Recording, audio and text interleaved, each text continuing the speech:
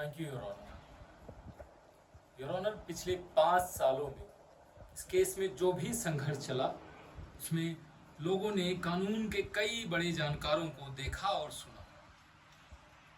कोई जमानत के लिए लड़ा तो कोई केस लड़ा, और अब जब फैसला गिल्टी और नॉट गिल्टी, इनोसेंट और कल्पिट जैसी बातों के आगे आके खड़ा हो चुका है, तो इसे एक सही दिशा मिलना बहुत जरूरी है।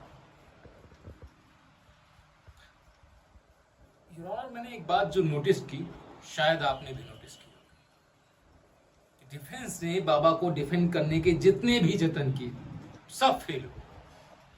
पुलिस की कानूनी प्रक्रिया को गलत ठहराने की कोशिश करना, पॉस्को के चार्जेस पे सवाल उठाना और बच्ची को रॉन्गली एडल्ट प्रूव करने की कोशिश करना। कभी बीमारी तो कभी कुछ, कभी कुछ, कभी कुछ।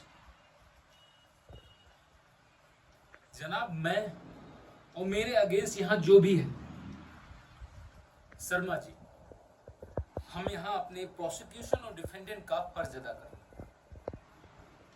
लेकिन डिफेंस काउंसिल बाबा को डिफेंड करते करते कहां चूक गए, कहां चूक गए।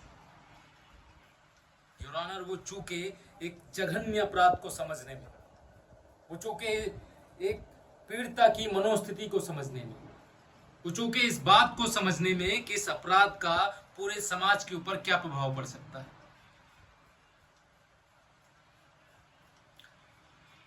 जनाब, हमारे देश में लड़कियों का जीवन काल बहुत ही समस्याओं भरा होता है, और ये बच्ची उन सभी लड़कियों की व्यथा को बयां करती है।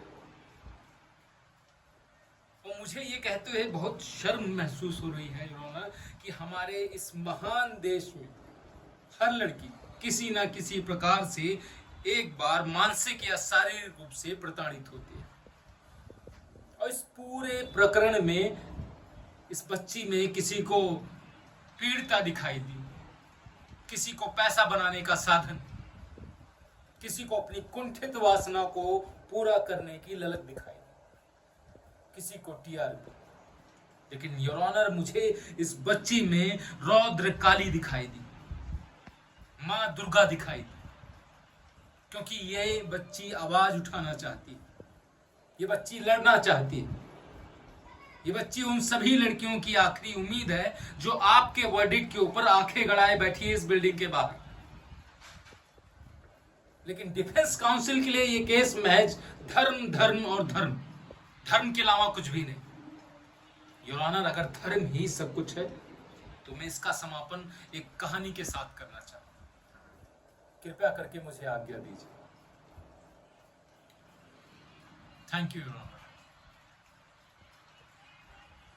आप सब रामायण के बारे में तो जानते ही होंगे, जानते ही होंगे। भगवान राम ने जब रावण का वध किया तो रावण को मोक्ष की प्राप्ति नहीं हुई। रावण जो भगवान शिव जी का परम प्रिय भक्त था, वो वर्षों तक तपस्या करता रहा कि एक दिन शिव जी आएंगे, उसे दर्शन देंगे और उसे क्षमा करेंगे।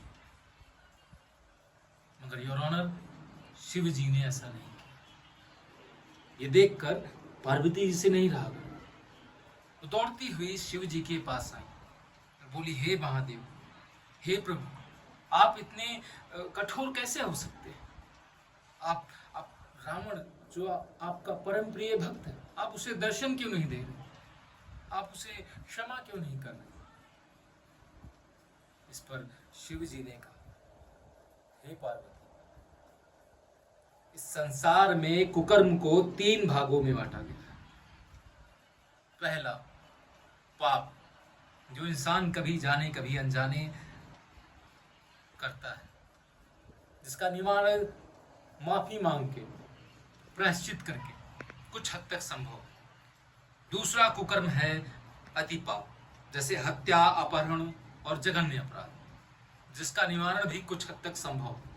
लेकिन तीसरा पाप है महापाप, जिसकी कोई माफी नहीं। इस पर पार्वती जी ने शिव जी को टोका और अचंभे से बोला, हे प्रभु, रावण ने तो सीता जी का अपहरण किया था, ये तो अति पाप के रूप में जाना जाना चाहिए, आप इसे महापाप क्यों मान रहे हैं? इस पर महादेव मंद मंद मुस्कुराए। वो बोले, हे पार्वती, अगर रावण ने रावण बनकर सीता का अपहरण किया तो मैं इसे माफ कर देता, लेकिन रावण ने साधु का भेष धारण करके सीता का अपहरण किया, जिसका प्रभाव संसार के पूरे साधुत्व पर वर्षों तक रहेगा, जिसकी कोई माफी नहीं। और योर ऑनर, ये रावण है, रावण, इसे कतई नहीं छोड़ा जाना चाहिए। इसने हमारी भक्ति के साथ विश्वासघात किया, इसने मासूम बच्चों के साथ विश्वासघात किया, इसने गुरु भक्ति के साथ विश्वासघात किया। I claim a death penalty to be hanged till death.